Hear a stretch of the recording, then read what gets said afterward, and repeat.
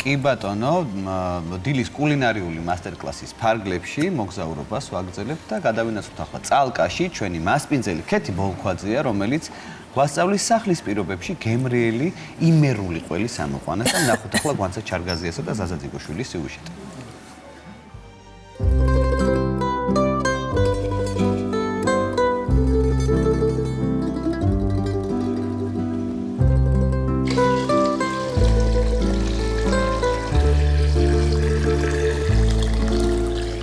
დილამშვიდობის საქართველო, გიერთდებით წალკიდან და დღეს მინდა გაგიზიაროთ ოჯახური ტრადიციული ჭყინტი ყველის ამოყვანის პროცესი. ამისათვის დაგვჭირდება, რა თქმა უნდა, პირველ რიგში ვნედლი რძე, მეორე ინგრედიენტი ეს არის კვეთი, რომელსაც ვიყენებ. სხვათაშორის ეს არის ბუნებრივ მაჭიკზე დამზადებული კვეთი, რომელსაც დაახლოებით 9 საათით ადრე ვამზადებთ. უკვე გაწურული და გამზადებული რძე უნდა გადავიტანოთ გაზქურაზე. მე დღეს ვაკეთებ პასტერიზებულ ყველს, რომელთვისაც საჭიროა გავაცხელოთ რძე 72 გრადუსამდე, გავაყოვნოთ დაახლოებით 10-15 წამის განმავლობაში და შემდეგ უკვე გავაგრილოთ 32-დან 35 გრადუსამდე.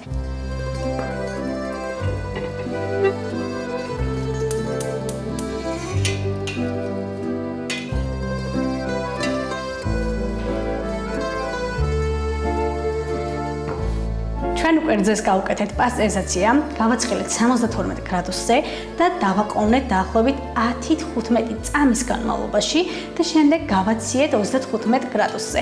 ალბათ გაინტერესებთ თუ რას ნიშნავს პასტერიზაცია. პასტერიზაციას ვუკეთებთ რძეს, რადგან მოვუკლათ ყველა ცუდი ბაქტერია, რძეში არსებული ყველა ცუდი ბაქტერია და დავიტოვოთ მხოლოდ სასარგებლო ბაქტერიები. ამის შემდეგ კი ყველაზე ძირითადი და მნიშვნელოვანი პროცესი დგება, ეს არის კვეთი. ეხლა კი უკვე წინასწარ გამზადებულ კვეთს დავამატებთ რძეს. უკვე კვეთი მივეცეთ ჩვენს რძეს. ამის შემდეგ რაც შეიძლება ნელა და ნაზად უნდა მოურიოთ რძე, რადგან რძე არის ძალიან სათუთი და ჩვენც ისევე უნდა მოვეპყროთ მას. და კარგად მორევის შემდეგ აუცილებლად უნდა დავაყოვნოთ დაახლოებით 30-35 წუთის განმავლობაში, სანამ ის შედედდება.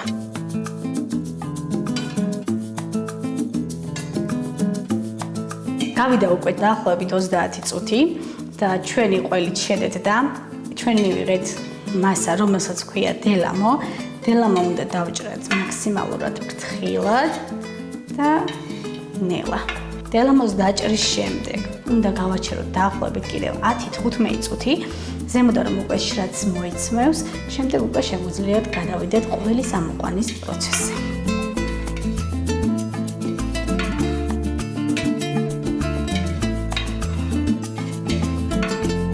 დელამო უკვე დავჭარით, გავიდა 10 წუთი. შემდეგი პროცესი არის, რომ კარგად უნდა ავუღურიოთ ჩვენს ყველს მაქსიმალურად, რომ მოხდეს ჭრატისა და დელამოს განცალკევება, ყველის მარცვლის განცალკევება. ეხლა კი უნდა დაველოდოთ იქამდე, სანამ ზემოდან შრაც არ მოიცნობს და დაახლოებით ჭირდება 5 წუთი.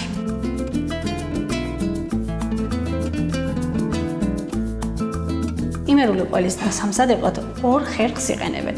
ერთი რომ ამორევის შემდეგ აბრუნებენ გაზქურაზე და ნელა და ეტაპობრივად ამოყავთ ყველი, ხოლო შემდეგი მეორე ეტაპია, როდესაც გაზქურაზე აღარ დგამთ ყველს და პირდაპირ შეგვიძლია ამოვიყვანოთ. როცა ყველს აქვს ტემპერატურა, არ საჭიროებს იგი ზედმეტად გაზქურაზე დადგმასა და გაცხელებას.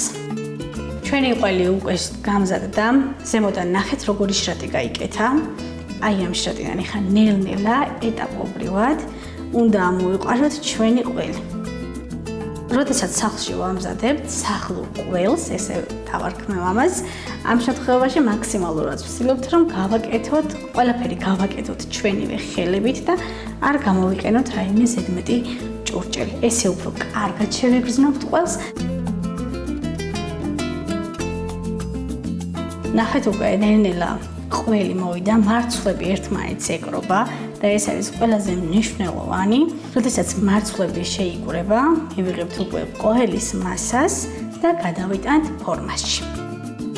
ხშირად არის შემთხვევები, როდესაც ყველის მარცვალი ერთმანეთს არ იწებება, არ შეგეშინდეს. ეს ჩვეულებრივი ბუნებრივი მოვლენა არის. ამ შემთხვევაში შესაძლოა თქვენი რძე, თქვენი ყველი არის ცივი, უკვე გაციებული და ზუსტად ამ დროს შეგიძლიათ რომ გადადგათ გაზქურაზე და ცოტა ოდენი შეათბოთ 1-2 გრადუსით.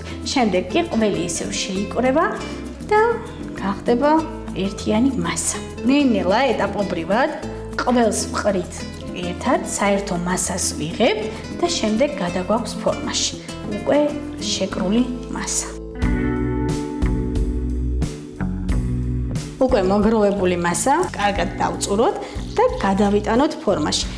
თქვენთვის სასურველ ფორმაში შეგიძლიათ გადაიტანოთ. მე ამ შემთხვევაში გამოვიყენებ ამ ყველის ფორმას.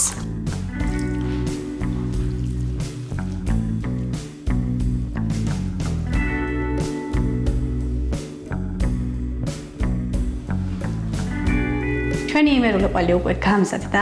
ამისათვის დაგვჭირდა დაახლოებით 40-45 წუთი. ამის შემდეგ შეგვიძლია იმერულ ყველს უბრალოდ ზემოდან მოვაყაროთ მარილი, ან გადავიტანოთ წინასწარ გამზადებულ მარილწყალში. ძალიან მარტივია ჭყინტი ყველის სახლში გაკეთება. იმედია მოგეწონათ ჩემი რეცეპტი და თქვენც დაამზადებთ სახლში.